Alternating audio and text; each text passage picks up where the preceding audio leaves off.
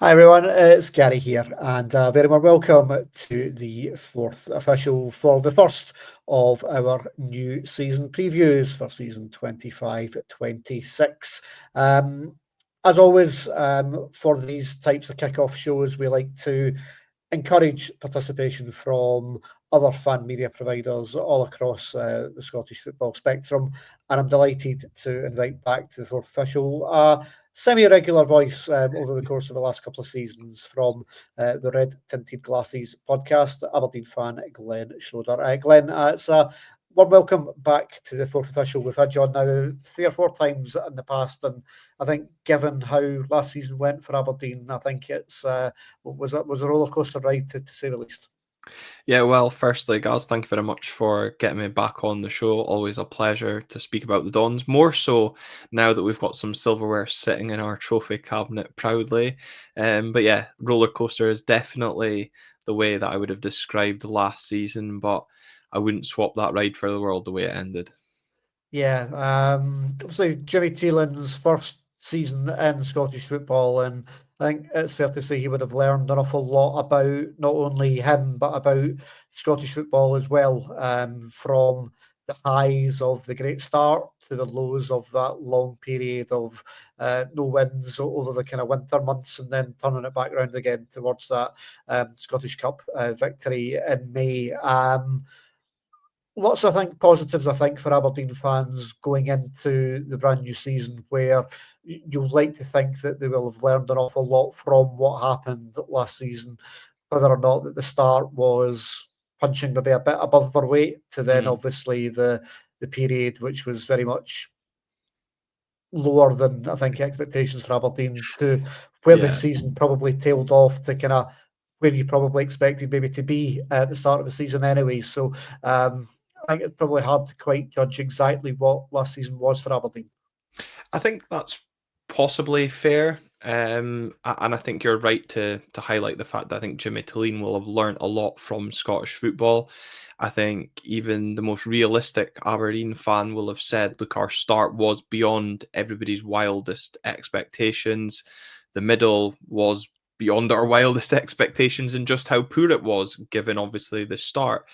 And I think what we also have to kind of expect or appreciate as well was the fact that when you get a new manager from a new league, it's his first taste of Scottish football, as you highlighted. Where we were the season before, probably going into that season, we would have taken the top 6. Yes, I'm not going to sit here and say that I'd have been, happy finishing 5th domestically. I'd have wanted us at least 4th, 3rd, was where we should have been challenging. Was finishing 5th disappointing based on how we started? Yes, absolutely. But if you said to me at the start of, well, certainly this time last season, you'll finish 5th and win the Scottish Cup, I'd have bitten your hand off. And I think, Jimmy Tilleen's only going to have learnt from last season, as you're correct to point out, because a lot of us were questioning whether he had a plan B. It was same tactics. I felt he was a bit stubborn in that sense. Biggest game of our season, Scottish Cup final. He plays a back 3 for the first time. He's shown signs of learnings. Other teams had shown signs of learning how to play against Jimmy Tilleen's Aberdeen side in that second phase of the league season. Now it's up to Jimmy Tilleen to learn not only how to maybe adapt against Scottish football teams, but then deal with the fixture congestion that's going to come this season of that Thursday to Sunday as well, and how he handles possibly an increased expectation on the fact he delivered silverware in season 1. And I think that's one thing you've got to kind of bear in mind. I think Aberdeen will see themselves as a side who should be in the conversation for European football every season, probably alongside Hearts and Hibs. Obviously, Hearts didn't have a great season last year, and obviously Dundee United getting that other spot in Europe from a Scottish perspective, alongside Hibs, who picked up from what was a horrific start from their perspective as well, and probably having the advantage of someone like David Gray, who knows Scottish football inside out, was very quickly able to find a bit of rhythm. And you know what it's like in Scottish football, where if teams get on a little bit of a run because of the congested nature of probably outside of the old firm in Mm-hmm. Scotland, that all it takes is to put together a decent run, and you can quite quickly accumulate a lot of points and get yourself up into the contention for that European football spot. And I think that's probably where Hibs really benefited from the tail end of last year, because they were able to build a bit of momentum, which was certainly what Aberdeen had on their side at the start of last season. And I think, it's a really interesting one to look at because both Aberdeen and Hibs ultimately had successful seasons, but had contrasting seasons at the same point. Aberdeen put their points on the board early, which allowed us to have that mid-season slump and still finish in that European spots, whereas Hibs did things the hard way. But I suppose any Hibs fans would say, when do they ever do things the easy way? But you're right. In the league, if a team can go on a run, they can quickly shoot themselves up the table. However, what I think was quite pivotal last year, for certainly from an Aberdeen point of view, given our start, was how frequently other teams were beating each other and taking points off each other. We went, was it, I think, 14 games without a win, and we were still sitting third. No win in nearly 3 months, and no one was coming close to us. That's kind of unheard of in other leagues. Yeah, and I think going into the new season, you mentioned that kind of increased optimism. I think with the back of having a trophy on there, the fact that it's now Tilleen's second season, and the fact that Aberdeen have backed Jimmy Tilleen again in terms of bringing in some players so far already over the summer. Granted, at time of recording on the 8th of July, we're still a few weeks away from the beginning of the season. I think still a bit of business to be done, probably both in and out of pretty much every club in Scotland, and Aberdeen are no different to that. But a few exciting names, I think, already in the door, none more so than Adil Aluichi. Apologies if I've Oh, muddled that sheesh, as I was pronunciation. told Um, last night by a okay. Sunderland fan. He's came in from Sunderland with an option to buy at the end of his season loan, but he's a player who came up through the academy of Paris Saint-Germain, very technical midfield player, and I think that's an area I think that Aberdeen probably were looking at recruiting for this season, especially given the fact that Jamie McGrath has moved out the way. So a deal, as we'll call him for the rest of this Yeah. show, certainly fits that pedigree of a young, hungry player that's still got a bit of scope to grow, but Mhm. can come in almost immediately and has got a bit of experience in terms of having played at a decent level. Yeah, absolutely. Adil's definitely an exciting signing. He's one that's kind of come under the radar. I think you're right to point out potentially him being a Jamie McGrath signing. I spoke to Gav from the Roker Report on our own podcast last night to get the insight into him, and he said, he is more of an out and out 10, that creative sort of spark. You mentioned him maybe being a signing Aberdeen fans are excited for. Me personally, I'm more excited around Nicholas Milanovic, who we've signed from Western Sydney Wanderers. And there seems to be a lot of A-League exports coming over to Scotland this summer. I know Dundee United have delved into that market as well. Hearts have done so successfully previously as well. And he's another winger who I'm interested to see how he gets on making the step from Australia to Scotland. And you've also got Tete Yengi's brother, Kusini Yengi, looks currently, as you said, obviously still business to be done. Currently is set to lead our line this weekend going into the first pre-season friendly. But those, again, that maybe have done more of a deep dive into Jimmy Tilleen and know his style will know that he prefers the attacking flair and attacking threat to come from the wingers, and maybe that to be the more out and out goal threat. So the likes of Adil and Nicholas Milanovic are certainly two signings that are going to excite the fans if they can produce on the pitch. And then Yengi, if he can stay fit, because that seems to be the biggest concern. Certainly coming from the Portsmouth fans that we've spoken to again for the podcast, is if he stays fit, he will flourish. If he doesn't, we'll struggle. So certainly in the top end of the pitch, some exciting signings made by Aberdeen so far.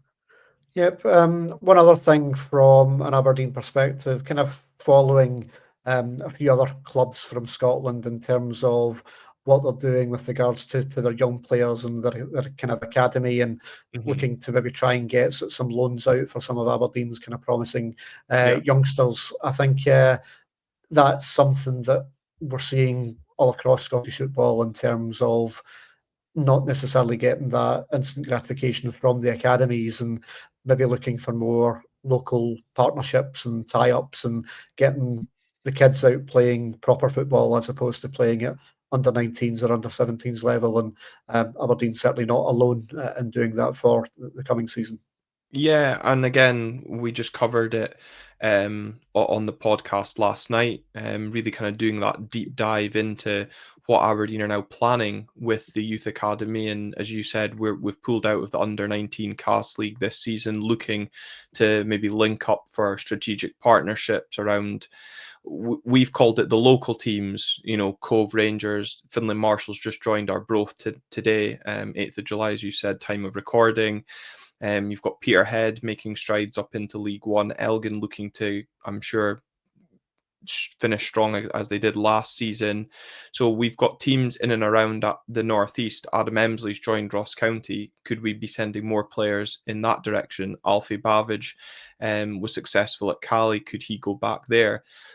The interesting thing for me around the new pathway, if we want to call it that, is that we're going to be doing individual focus and development on players rather than team. So kind of acknowledging players are going to develop at different rates, different speeds, but have that transition manager which is going to come in so that when players are at that age category, will be fully ready to integrate into the first team. And I think that's a really interesting one, because loans, yes, are successful for some players, not so for others. But just because they don't have a successful loan spell doesn't mean they're necessarily not ready to be integrated into the first team. And it might reduce the risk of thrusting youngsters into the first team spotlight when they aren't ready. And especially just now when we've seen a lot of debate around Scottish football about where the next generation of talent is coming, specifically in Scottish football. It's good to see Aberdeen possibly broadening their horizons on what next. And of course, they do have a couple of, let's call them, kind of jewels in the crown that started to show signs of being in and around that first team squad for Jimmy Tilleen, certainly towards the tail end of last season. And I think from an Aberdeen perspective, you were looking for those sorts of players to kick on, because as a fan, you love to see a homegrown player develop into and come into the team so that in 2 years' time they can sign for Rangers like Conor Barron did. Yeah, or have a bit more dignity about them like Jack McKenzie does. But no, I think you're right. It's important. They do need to grow your own, because money isn't available in Scottish football. Yeah, no, you're right. You look at Jack Milne, that was one of his first starts under Jimmy Tilleen in that cup final, and the performance that he put in. Fletcher Boyd, when he first broke in to the team, how he performed. Yes, his minutes were limited last season, but nothing gets fans going like seeing a local lad play, or really live out the dream of those of us still stuck on the terraces wishing it was us instead. Yeah. Also, I think mentioning kind of transfers in and out, Glenn, I think strike force is an area that I think Aberdeen are probably still a little bit light going into the new season.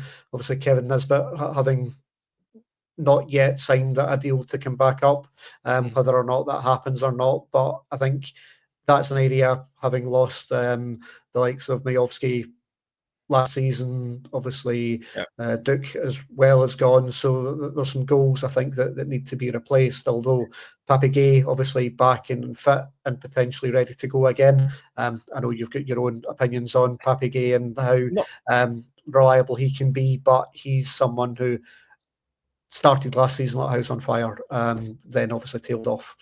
Yeah, I'm not convinced Pape's an out-and-out striker, and I think, you mentioned he started last season on fire. I think we have to kind of point to the fact a lot of his better performances were out on the wing rather than a striker. But yeah, look, both Obde Dabag and Kevin Nisbet have returned to their parent clubs.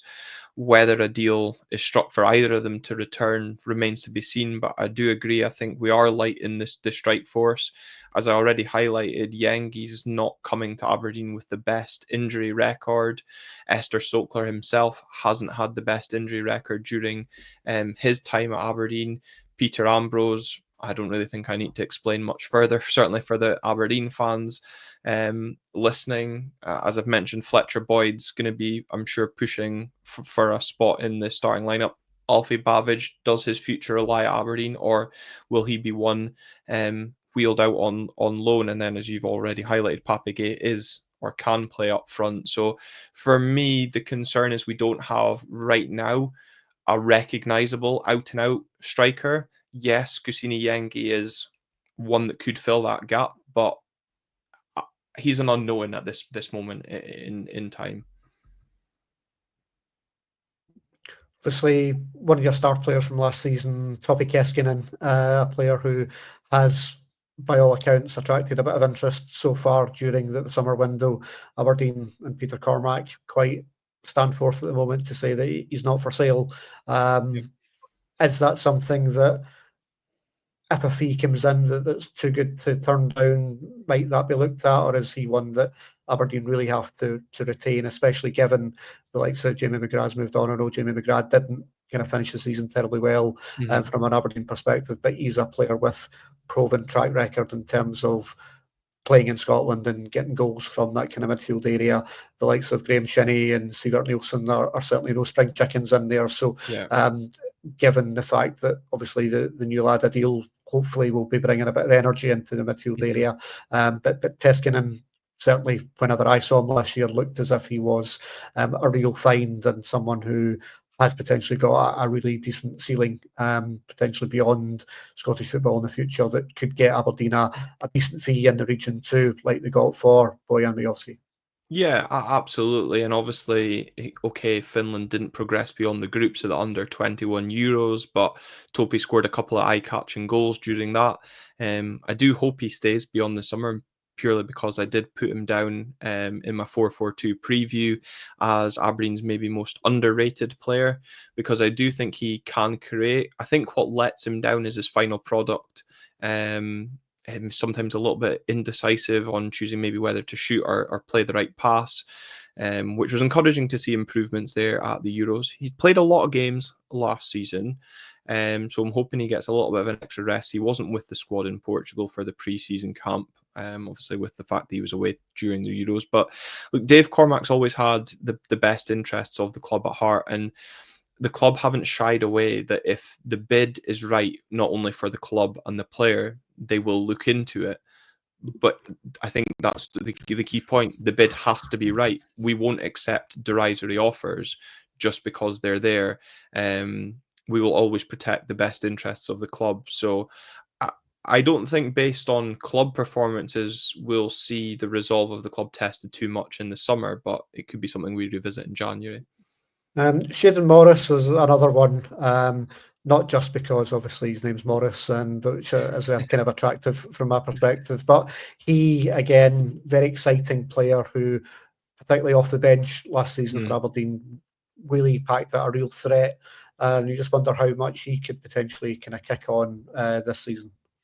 Yeah, definitely one to be intriguing for how he kicks on, because I still maintain he's better as an impact player. I'm not fully convinced on him as a starter, but I know Shaden will want to be a starter. You know, what player is content with just cameo appearances week in, week out? Although that was enough to win Player of the Year last season at Aberdeen. So, given where he was going into last season to where he is going in this season, it's remarkable for me that he's still at the club. So yeah, definitely one that we'll be watching closely to see how he moves this season.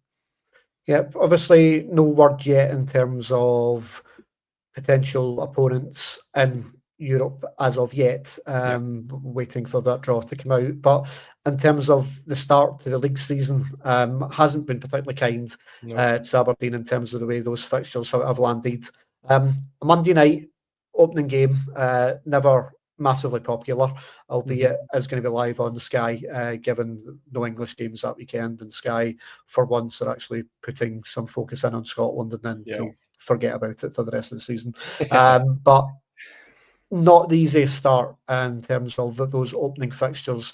I think especially when you look at how Aberdeen started last year and were able to kind of get on a run. If that doesn't happen this season with those early games, it's could potentially be a challenging start. But if it's positive results, then it's a real opportunity to really then kick on once on paper more favourable fixtures then follow after those initial three.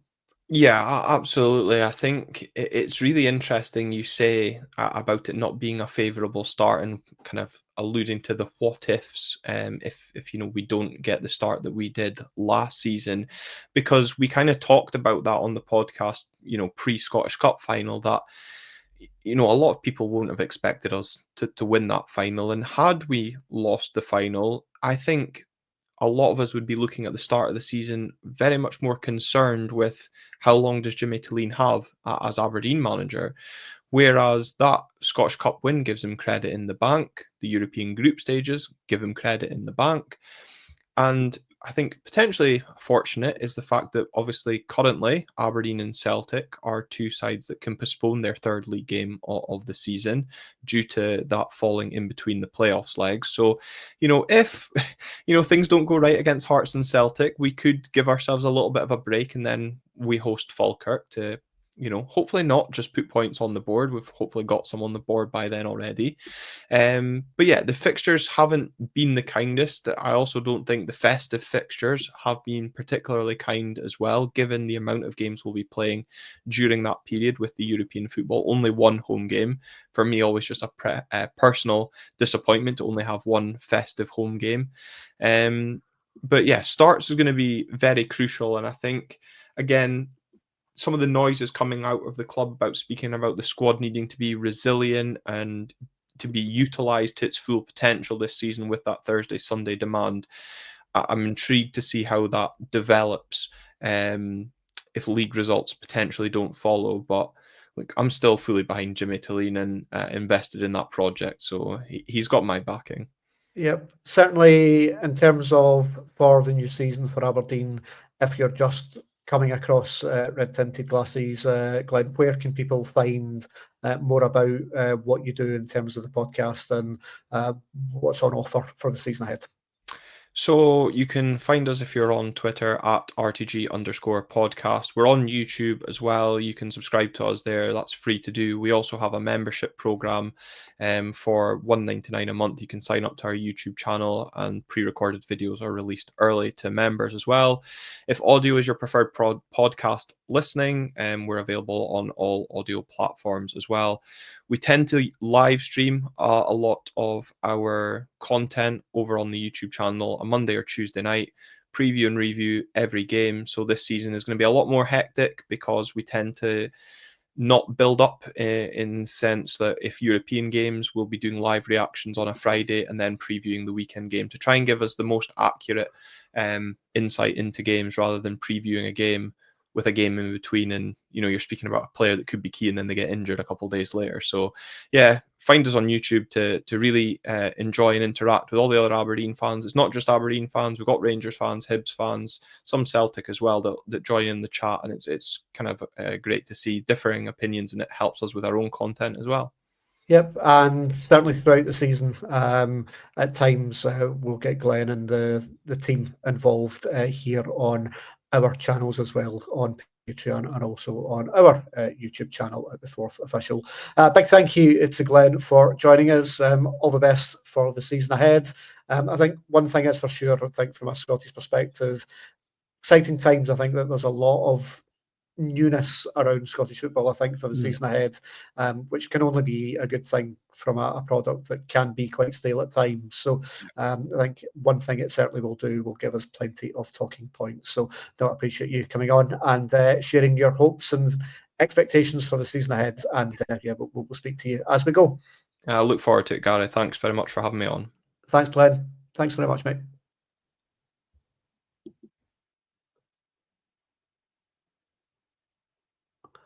Joining us now is another familiar voice to long-term listeners here of the Fourth Official. Hibernian fan, Innes Burns. Innes, very warm welcome back to the Fourth Official. When it comes to talking about Hibs, we spoke on a few occasions across last season, and as we were just speaking to Glenn from an Aberdeen perspective, no one really finished the season in better form than Hibernian did under David Gray, and it gives real optimism, I think, for what Hibs can achieve in the coming season, hopefully with a much better start than what you were able to afford last year.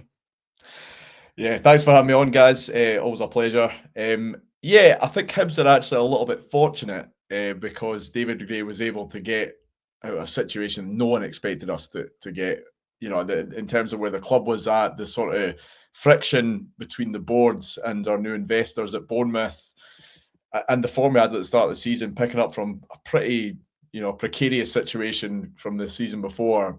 I don't think anyone expected Hibs to go on that good a run, essentially. So we were very fortunate in the sense to get that run of games where we were unbeaten for so long. And now we're in a better sort of bargaining position when it comes to transfers and sort of building on that good foundation. And I think we're always sort of looking towards Aberdeen and Hearts as our main competitors, I think aside from that amazing finish that Aberdeen had at the end of the Scottish Cup final, which obviously probably puts some level pairing with us now, I'd say we're in good stead for next season. And I think that one thing looking from the outside in at Hibs is probably for the first time in a number of seasons, as Hibs are going into a new season with a air of stability about them. Not a new manager in place, not a massive turnaround in terms of playing staff, and that must be the first time in certainly a number of seasons where Hibs are going into the new season with a bit of right, let's build now rather than hitting that reset button. Well, I'm sure you'll be aware of this as a Rangers fan, guys. Manager turnover, as fans, you sort of look at Scottish football and you think it's not that complicated, right? If you get a manager that knows the league, that is willing to try, has got players that are actually running marathons for him every Saturday, and the investments there, then you tend to do well. I think the sort of predicament Hibs had for so many years was because we were spending the money, but we had people in charge that just didn't have a clue about Scottish football, and we're bringing in these like youngsters from across Europe and all that, try to sort of, I don't know, shoot above our weight before we've done the baby steps right, if that makes sense. Something I'm sure you'll be able to relate to from the past few years. And finally, we went to David Gray, and the reason I was quite happy when he came in at first because I knew that we had someone that would stick around when the going got tough.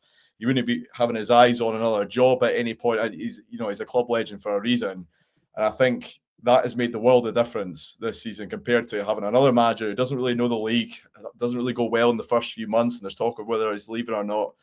We've had a manager that stuck out when the going got tough, and he'll stick it out again if the going gets tough next season. I think in terms of stability of the squads and the players believing in the manager, that's absolutely massive for us. Yeah, and I think one thing looking from the outside in at Hibs is that I think that they can build an awful lot on coming through that adversity from last season, and certainly with it being David Gray's first year as a manager, he will have learned an awful lot, not only about himself, but also about what works for him, what he needed to do this summer. And interestingly, when you look at some of the transfer business that Hibs have done this summer, it's bringing in players that know the league, and it's not players that have coming in from outside or unknowns, or even highly touted players like Dylan Vente, for example, who on paper looked as if he would be a great signing and just hadn't worked out. But bringing in Jamie McGrath and Josh Mulligan from Dundee, both look very, very competent signings in terms of players that know how to do the business in Scotland, and it adds to the group. And there hasn't been a huge amount of traffic out the way as well from Hibs. Obviously, we mentioned Vente there, but they've managed to get fairly decent money in for him, which obviously gives Hibs the opportunity to maybe invest some of that into other players. I think Vente was an interesting one because I think actually he would have done really well in this league. And I think if you looked at where he was at the start of the season where he arrived, he looked like he was going to be a really promising player. And then we get a manager in that didn't really know the league, and Nick Montgomery, and he almost had him playing it in like a wide forward role, and he was the football was almost coached out of him. And the move that you've seen back to the Eredivisie, I don't think it's any surprise that he's found his form again. But yeah, you're right. I think the first and foremost we had to recoup the players, or do our best to recoup the players that we had last season, to sort of build that strong squad again, keep the players together, and I think we've done a good job of that. I mean, we'll obviously have difficulty getting Triantis back with how many clubs that are interested in him, but we got Rocky back, for instance. We held on to another couple of players, so we've built that sort of solid foundation. And you're right, but buying players that know the league well, Mulligan he looks like a really exciting prospect. McGrath, I mean, he's been wanting to sign for Hibs for years now. Finally got a hold of him. So I think we'll probably add one or two more. We're hoping for Chantis. I don't think it'll happen because I think you'll find Championship clubs will probably come in for a bigger offer than us. But I think we'll probably bring another centre mid, another forward, and then we're not too far away. Whether it's a squad that can kick on and get to the group stages of Europe and compete on that level, maybe not, but it might be a blessing in disguise for Hibs to concentrate on domestic football again.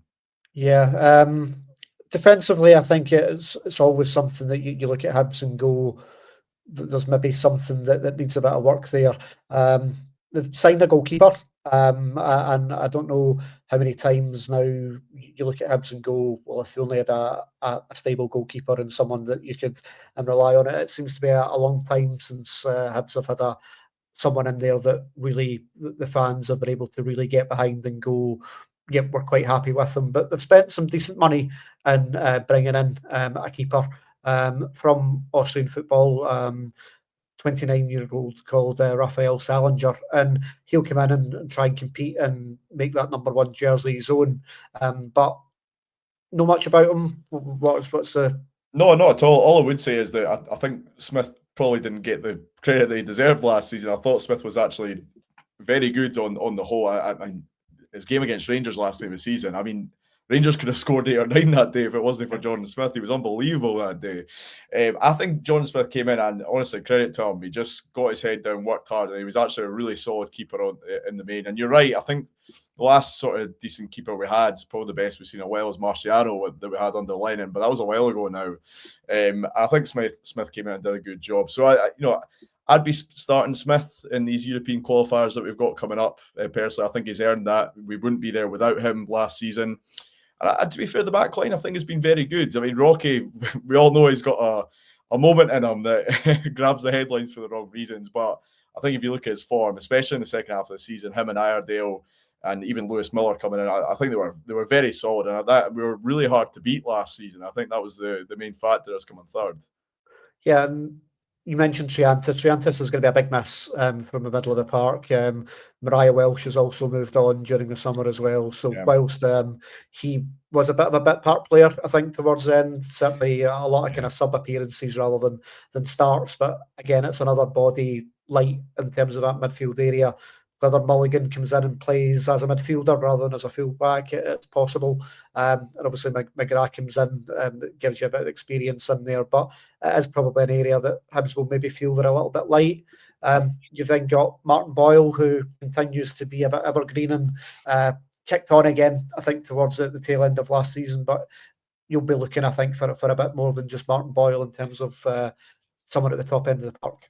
Yeah, I think the one thing with Chantis is, right, and what I've noticed about good Hibs sides over the years is that you usually have one or two special players that lift the ability of the players around them, right? So I think when he, like, for instance, Dylan Levitt really struggled to kick on at Hibs, but then when Chantis came in the middle of the park last season, all of a sudden you've seen different players around them that were able to kick up a level, you know what I mean? So what worries me is if you take Chantis out of that, sometimes the players around them aren't as good. If you get good Hibs teams in the past, like when we had John McGinn, for instance, you look at the players around them, they were actually playing out their skin with him around them, but you take him out and they weren't as good. Like Dylan McGeoch's a good example in that regard. So that's a little bit of a concern. I think Mulligan would be a good replacement, but I think we'll probably look to strengthen one more in there because McGrath is more of an attacking forward. He'll probably rotate with Junior Hoylett in that cam role. He's another one we held on to, which is a good signing. And yeah, I think Boyle and Bowie will be our front two. I think there's plenty of goals in there and plenty of potential with Bowie in there as well. But yeah, we've lost big Kurevich, the big Ukrainian striker, and we've lost Dwight Gale as well. Unfortunately, he retired and he was a bit of a cult hero. So we'll probably need one or two in that department for sure. Yep. Obviously, you mentioned Europe. Not the easiest of draws for Hibs with Midtjylland coming in. That's going to be tricky, I think, to get through. But given the fact that it is Europa League and they've got that option to maybe drop down to Conference League feels like a level that Hibs potentially could be a lot more competitive in. You saw Hearts last season should have done a lot better in terms of the group that they got at the group stage level. But Midtjylland, especially at this stage of the season, that's going to be a tough one to try and get past.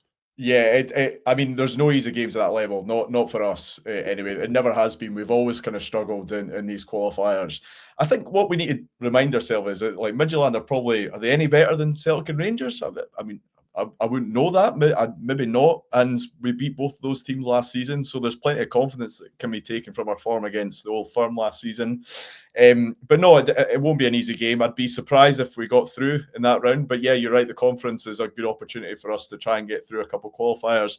Unfortunately, the last time we came third, I mean, the last sort of 5 years, Hibs have come third twice alongside Hearts and Aberdeen. The last time we had to get through Aston Villa as our playoff for the Europa Conference League. So it's a luck of the draw a little bit, but we did win a qualifier that season. It's not impossible. We're still in the draw. And we'll give it a good bash, that's for sure. One thing about Hibs, again, going into the start of the season, fixture-wise, not the worst in terms of how the season starts, and I think it is going to be important from a Hibs perspective to really look to try and kind of kick on, whilst obviously trying to navigate through these kind of European qualifiers. But first 4 fixtures being Dundee away, followed by a home game against Kelly, a trip to Falkirk, and home to St Mirren. Not the worst at all by any stretch of imagination, and gives hopefully an opportunity to try and get some early points on the board from a Hibs perspective. Honestly, what I'd say is that there's no easy games in the league, not for Hibs, and I think the same can be said for Aberdeen and Hearts as well. I don't think the gap isn't big enough from that sort of level in that respect. I don't remember any easy games last season. You know, we still had to dig deep and play well to beat these teams. So I think added with that, a game on the Thursday night before each one of those fixtures, I think they're going to be tough tests for Hibs. I think it's fortunate that we've got those fixtures and not, for instance, some of the sort of top end of the league from last year teams. But yeah, I mean, they're all winnable games, but we'll have to be at our best on every single occasion to win those games, that's for sure. So expectations in Edinburgh then, obviously Hearts will expect to be a lot better next season under Derek McInnes. They've got the new investment as well from Tony Bloom. Whether they spend that well or not remains to be seen, but they will certainly hope to be a lot more competitive than what they were last season. Just spoken to Glenn from an Aberdeen perspective, they're hoping to kick on. There's a bit of an unknown, obviously, about Russell Martin at Rangers, and I think by all accounts, Celtic haven't done an awful lot so far yet, and they may fall back towards the pack a little bit more next season. So it gives a real view of that kind of top 5. Obviously, we've done the United there as well in European football. All on their day can take points off each other, which I think for the first time in a long time, I think you're looking at Scottish football and all the big clubs look as if they're going to be stronger next season, or at least more competitive against each other, which should make for better games. I think so. I mean, this wasn't very popular in the Sammons Pizzeria podcast group chat, but I actually think Russell Martin is a really good fit for Rangers. I think he'll actually do really well. I'm a fan of his.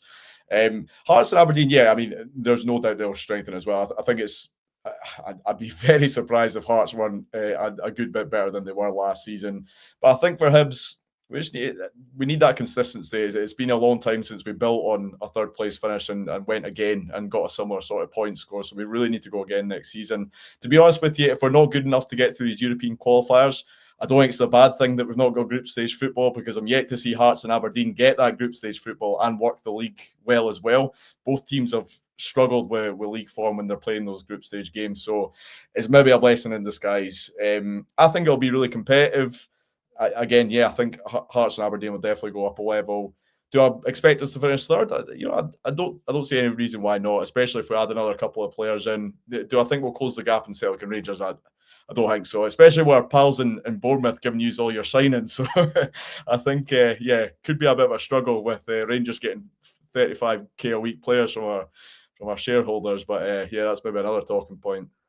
I think, to be fair, those players probably are a level above where Hibs are probably at in terms of. No, absolutely not. But they totally are. But the difference is, right, so they obviously, we're part of that multi-club ownership, right? It's not about those players being within the realm of us signing them. It's more the principle that, because imagine we were to get Rangers in a Scottish Cup semi-final and they've got a couple of players on the park that are just that little bit better than what we've got, and that's always been our problem when we play Celtic and Rangers in the past. There's always 2 or 3 players that are just they've got too much quality for us, and that turns the game. That's what Bournemouth have given Rangers essentially against us next season, who we were going blow to blow with last season. And I think if it'd be a different thing if it was at the end of the window and Rangers was the only move available for these players, and they say, look, it's beneficial for us that they go and get game time players, or we get them off the books, they're going to Rangers. You'll hold your hands up and say, all right, that's fair enough. But we're in, start of July? In June, I think it was, that Max Allen signed on loan. I find it hard to believe that no other clubs were in for either of those players. I find that very hard to believe. So that is a bit of a strange one, and one I would expect Bournemouth to explain to us. I get your point, but it's a weird one for us, to be honest. Yeah, I think probably financials involved might be kind of behind that. I think certainly the wages, I think Rangers will be taking a big percentage of, I think, a lot of that. But it does bring up that conversation around the kind of multi-club ownership. You obviously see it with Hearts now with Tony Bloom's investment with Brighton, whether or not they see any kickback. Obviously, they get Kabangu last year from USG, who've got that link with that group as well. And I think, obviously, Hibs have benefited in terms of bringing in players on loan before as well.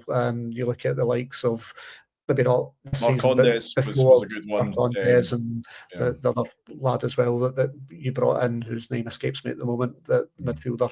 But that's the one. Yeah. So it can happen, and I dare say that, again, probably towards the end of the window, other players in and around that kind of Bournemouth squad that aren't going to play or haven't managed to get moves elsewhere maybe will then be available for Hibs to kind of bring in to lift their kind of quality as well. So I think, as we're recording here on the 8th of July, I think there's still a lot of work to be done in terms of finalising squads before, obviously, we get to September. But yeah, I get your point on it. Just to round things off, obviously, this week we saw the news regarding Darren McGregor, obviously ex of Rangers, and with a testimonial year, he's not going to play in his testimonial due to a very sad kind of incident, which obviously has been very much in the public eye over the course of the last week with what happened to Diego Jota as well. But a shame for Darren McGregor, who's a proper, honest pro, that he's not going to have that honour of being able to participate in his own testimonial. Yeah, and I mean, he's a club legend for a lot of reasons, Dan McGregor, but it's such a humble story where he came from in football. I'm pretty sure it was a few years before he was playing at Rangers. He was selling jeans in I can't remember where it was, at one of the shops in Princess Street. But yeah, it's such a humble story and such a shame. I mean, I'm glad the injury wasn't more serious than it was. It looks like he's got a cast on, but he's cut about the training session and centre, and he looks fit and healthy. What's happened to Diego Jota is nothing short of a tragedy. I mean, I've got family down in Liverpool, and the city is mourning. I mean, that club have been through so much, and the city's been through so much as well. To go through that is, it's really, really sad. There's not really any words, to be honest with you. I feel bad for Daz, but I'm sure he'll get a good turnout for him as well, and he'll get clapped on the park for sure. You mentioned earlier, obviously, where people can find you normally, Ennis, as part of the brilliant team at Sammons Pizzeria. It's been a big summer for the Pizzeria boys with a very successful five-a-sides tournament, which brought in a lot of content providers all across kind of Scottish football to raise a lot of really brilliant funds for dementia. In terms of the season ahead for the Pizzeria, what's in store? I mean, watch this space. I mean, honestly, that tournament was incredible. I mean, the success, depending on which team you played for, mine, those were the long bangers, boys, and it didn't go too well. But no, I mean, amazing cause that they raised funds for. And the organisation of the whole tournament was outstanding, the way they did the games. Incredible amount of organisation. So fair play to the boys for organising it. Like, watch this space. It'll be more the same, more subscribers and more content for sure. We're going to try and get lower in the leagues as well for content as well. So if you're a bit of a football geek and don't catch up on that kind of thing, that'll definitely be one to watch out for. In terms of myself, unfortunately, I had to retire the Untribal Politics podcast. As you know, I do a bit of politics podcasting. Unfortunately, it's just become too hostile and just not a net benefit to spend my time. But watch this space. I'll be back on. You won't see the last of me, that's for sure.